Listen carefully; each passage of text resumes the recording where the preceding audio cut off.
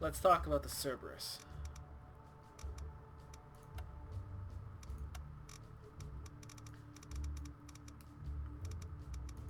The Cerberus is a super carrier. It just has fighters. No missiles. 3 squadron bays and 1 utility bay. In this case I'm running with 3 raiders and... oh, maybe I'll go with Vespid Bomber instead. Yes. It is, in theory, supposed to be the equivalent of the Colonial Atlas. In which case, it's best used kind of far from the front lines.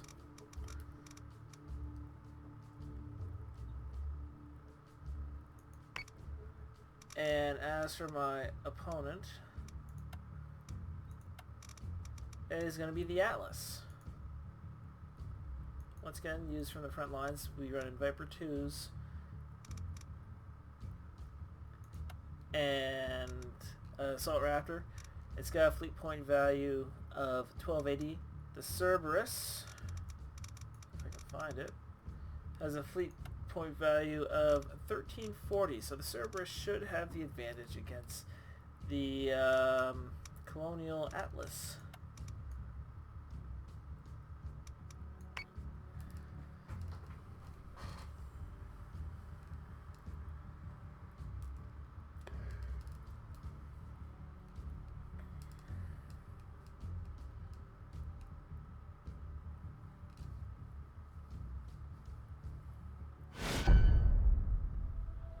As mentioned in the previous video, we're gonna launch everything. Launching raiders.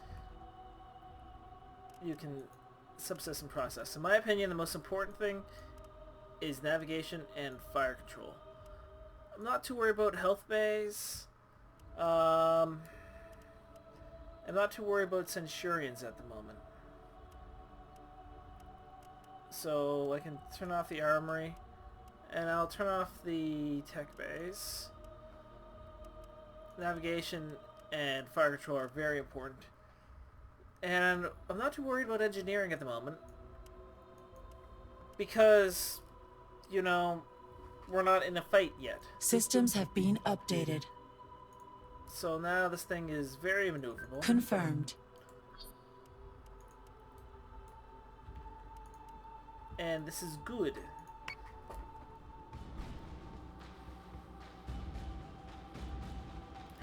Raiders and Vespid Bombers are away.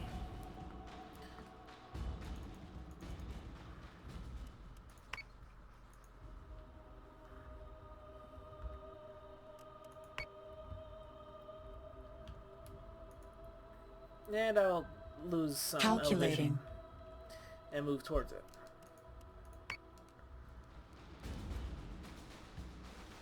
This is a better Atlas, if anything.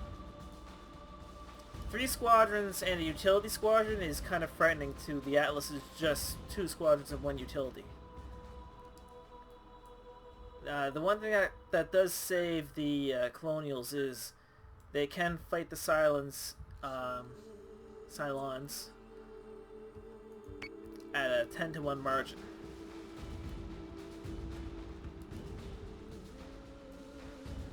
But they were reluctant to commit to everything. So, here we go.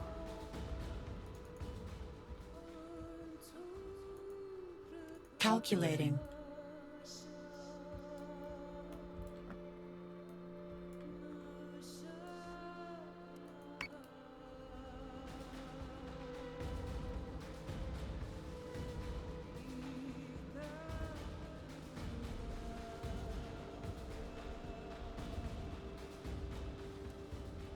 Where are these guys at?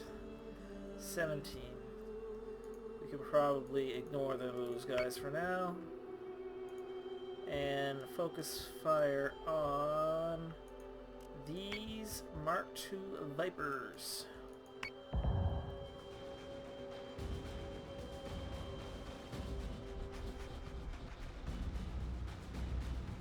Hostile unit identified.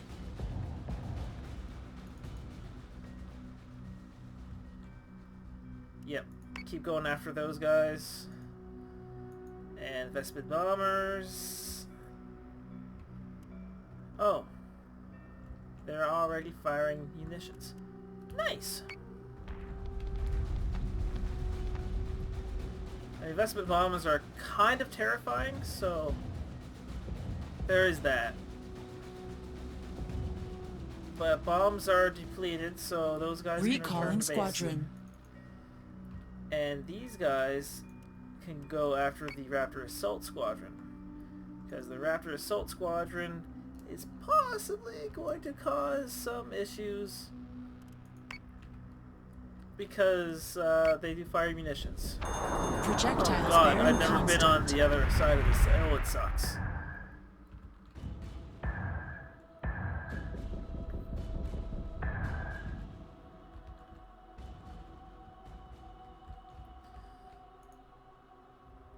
Confirmed. Now I'll say this, the Atlas, by comparison, a bit better armored for a fight.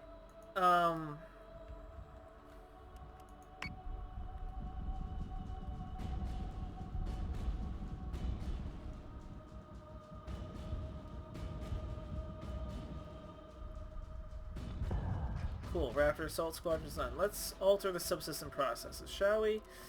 We're starting to get into a bit of a brawl, so we'll put more into our repair stuff. You are going to recall because you guys are half dead. You guys go and take out that Viper Squadron.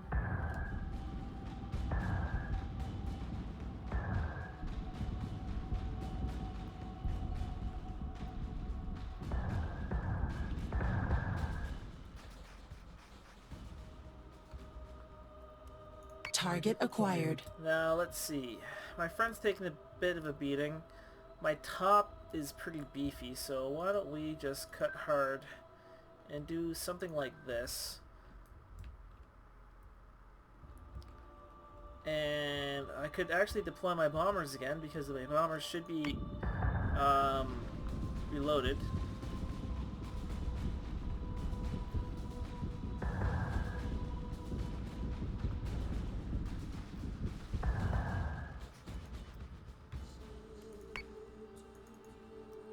What? Yeah. Keep going at that. Let's just... and focus fire on this.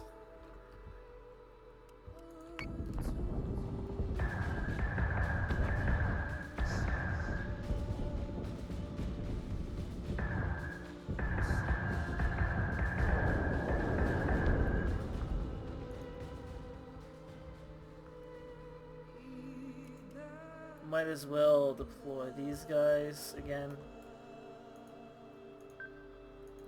Because at this point, they have no munitions because they are Target acquired. carrier, and they have no fighters left. So now we get to kind of see how one-on-one these guys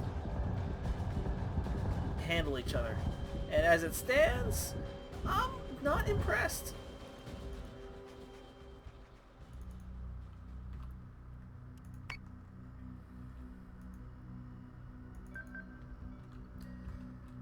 Like,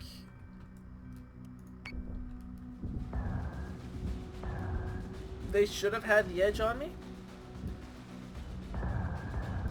But again, colonial ships are generally speaking, when it comes to like game mechanics and fleet points, they are more expensive. And the Cylon ships are supposed to be able to outgun them. I'll say this, the Cylons don't appear to have the weapons on it, but that's alright. Like, I'm only firing from like 1 or 2 turrets at a time at this thing. Like, that's, you know,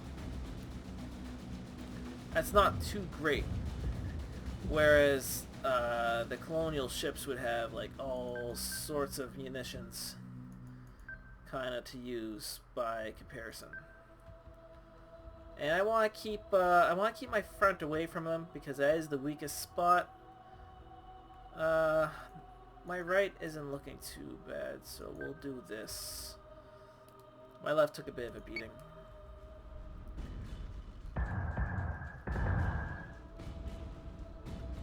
and its left took a bit of a beating, so that's not good for it either. Alright, my bombers should be fine now. Now I don't mind pointing my nose towards it, because these things, you know, in fact all colonial ships don't really have that good of turrets from behind.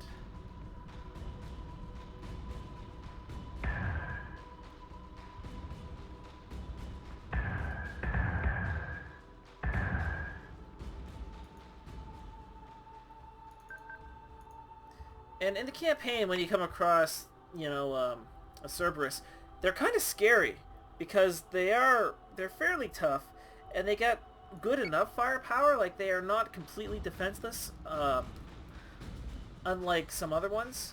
But kind of like the Atlas, they do rely very heavily on their fighters for damage, because Calculating.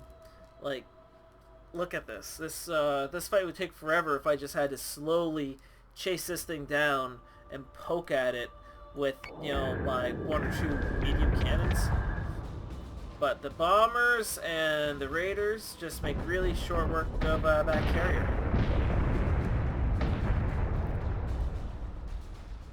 Hey! I got an achievement.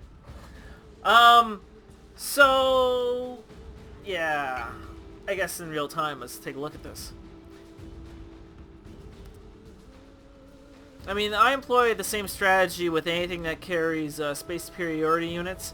Send out everything immediately. Unless you know you're going to be bombarded with missiles, and maybe wait till the first volley's done. And kind of use them to scout.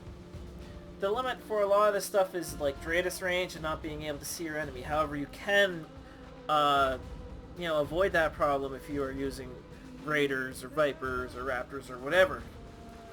In the case of Cylon and colonial ships, you can take much needed power away from the Radius stuff and put it on weapons. So if you see them quick, then you just gotta get them in your range.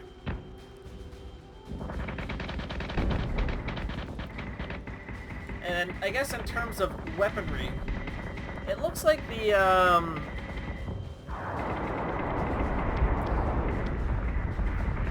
Atlas is about on par with the Cerberus.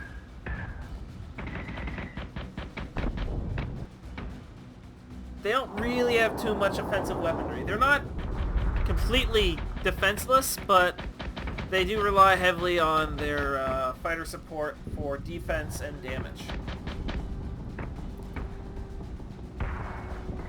Is this a thing you should build an entire fleet out of and rely on them? Rely on raiders exclusively for? Yeah, probably not.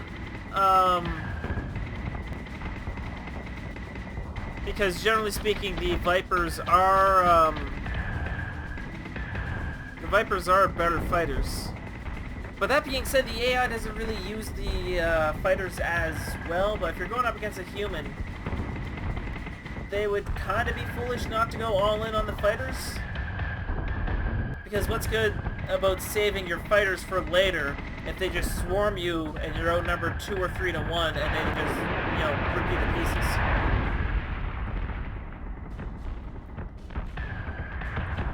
So I stand corrected. It looks like there might be 6 guns on the top, or 3 guns on the top and 3 guns on the bottom.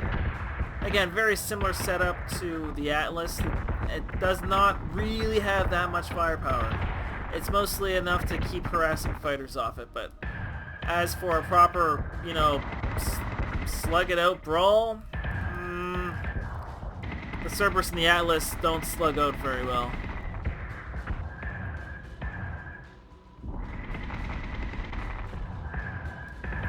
Oh no, it's actually a pretty good ship. I kind of like it. It does look cool. It does look nice.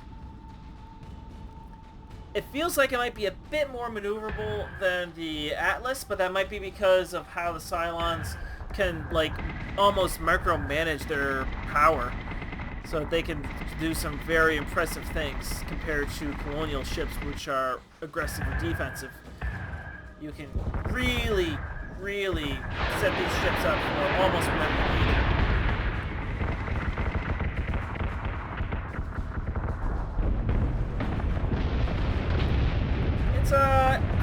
It's a good ship. I like it. And generally speaking, I prefer, when it comes to the bigger capital ships, I do prefer ones that are on the more inexpensive end of the point cap, because you can get more in the fleet.